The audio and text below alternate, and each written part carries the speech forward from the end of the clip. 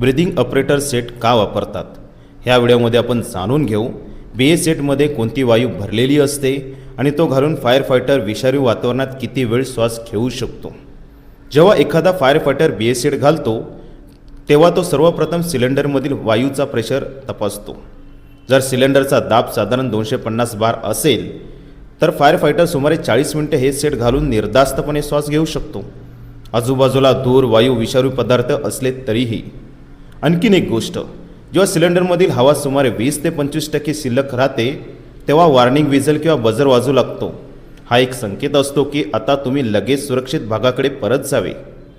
यावेळी फायर फायटरकडे साधारण 7 ते 10 मिनिटांचा वेळ असतो जो परतण्यासाठी सुरक्षित मानला जातो। आणि हो, BA सेट सिलेंडरमध्ये काही खास वायू भरलेली नसते, त्यात भरलेली असते आपली सामान्य वातावरणातील हवा म्हणजे कॉम्प्रेस्ड एअर।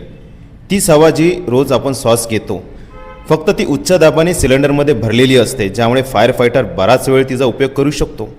हे उपकरण प्रत्येक फायर फायटरच्या जीवनाची ढाल आहे, जे त्यांना धूर आणि विषाने भरलेल्या वातावरणातही सुरक्षित श्वास घेण्याची ताकद देते। जय हिंद।